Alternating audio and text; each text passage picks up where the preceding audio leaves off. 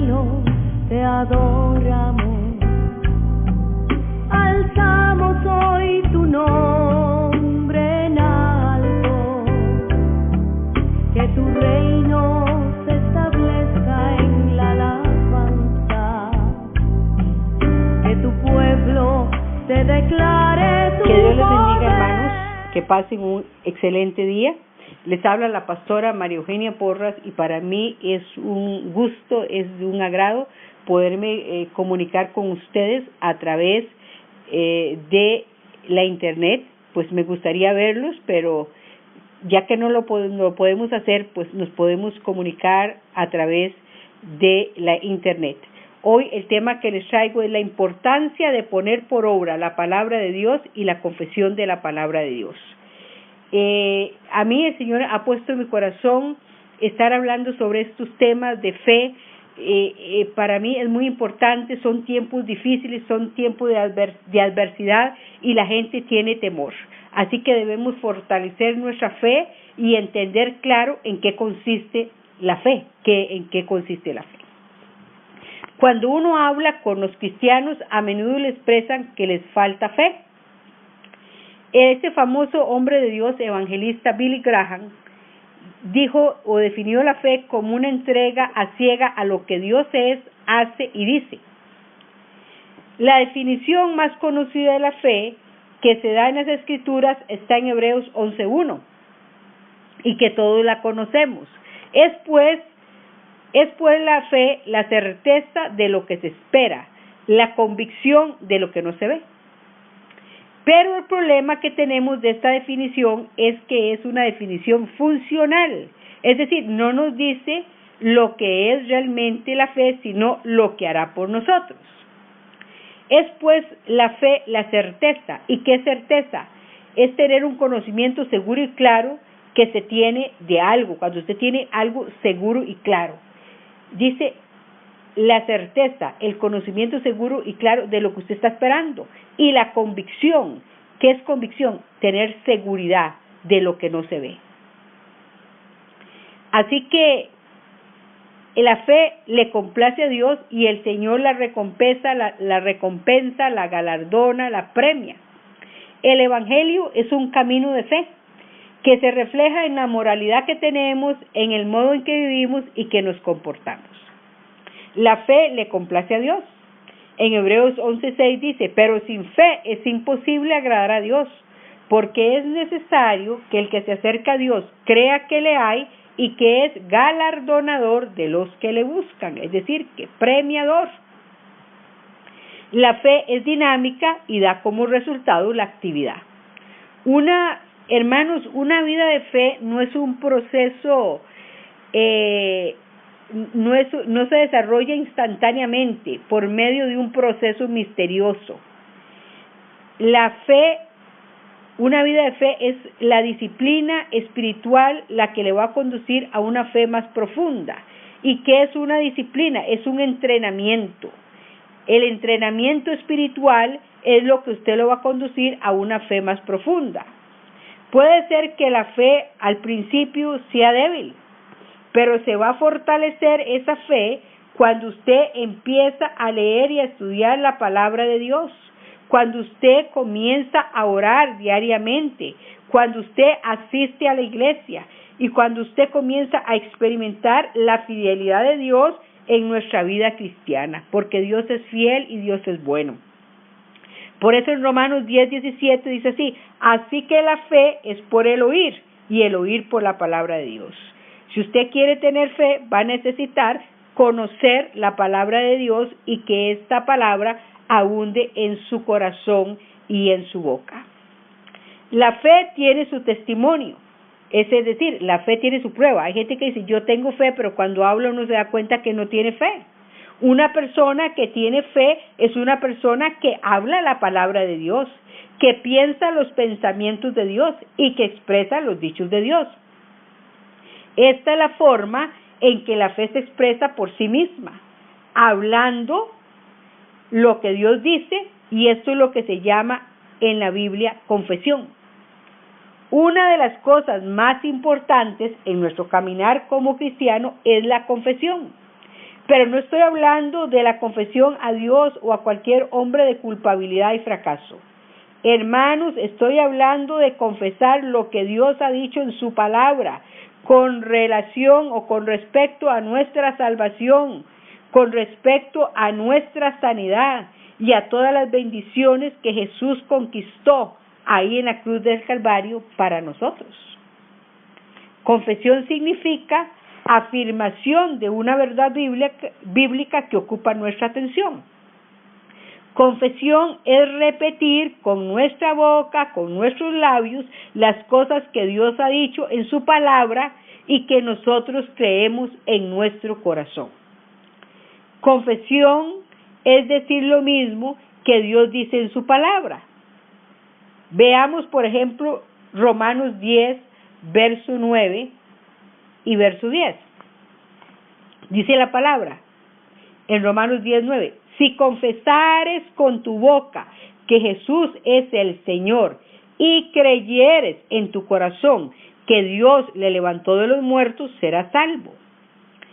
Esa palabra salvo es traducida de la palabra griega sozo, que significa ser sanado espiritual y físicamente. Note ahora que Pablo dice, si confesares con tu boca que Jesús es el Señor, serás salvo, serás sanado. Luego dice, porque con el corazón se cree para justicia, pero con la boca se confiesa para salvación. Noten que dice confesión. No hay salvación sino después de haber confesado. En otras palabras, usted y yo tenemos que creer y confesar la palabra antes de experimentar los resultados. Esto es fe. Fe es actuar sobre la palabra de Dios y a las personas no se le ha enseñado esto. Cuando nosotros comprendemos este sencillo secreto de fe, que fe es actuar sobre la palabra de Dios, que fe es decir y confesar reiteradamente lo que Dios ha dicho en su palabra con respecto a lo que estás tratando en tu vida, nosotros ahí poseemos la llave maestra del almacén de las bendiciones de Dios.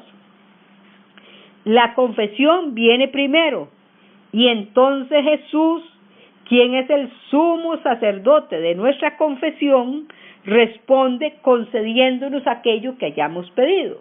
En Hebreos 3:1 dice así, por tanto, hermanos santos, participantes del llamamiento celestial, considerad al apóstol y sumo sacerdote de nuestra profesión, Cristo Jesús. Resulta que la palabra griega que se ha traducido para profesión significa confesión en la mayor parte de los casos. Entonces, cuando uno lee esto, dice, por tanto, hermanos santos, participantes del llamamiento celestial, considerad al apóstol y sumo sacerdote de nuestra confesión, Cristo Jesús.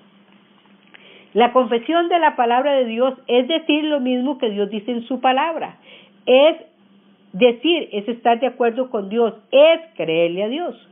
Así, cuando estés enfermo, en lugar de declarar tus síntomas, tus enfermedades, tus dolencias, declara que Jesús llevó nuestras enfermedades y dolencias en la cruz del Calvario, que por sus llagas somos sanos. Isaías 53:5.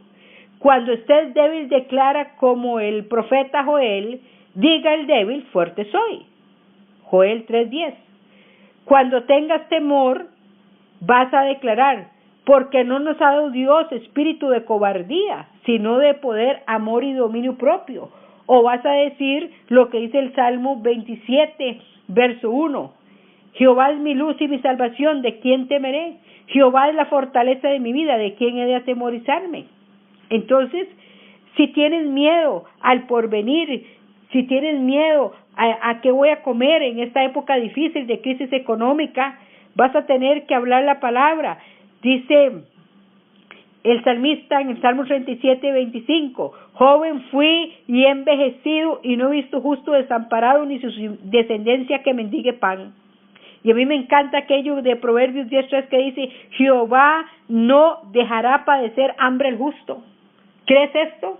que si tú eres un justo y has sido justificado por la sangre de Cristo, Él no te va a dejar padecer hambre. ¿Crees esto, hermano?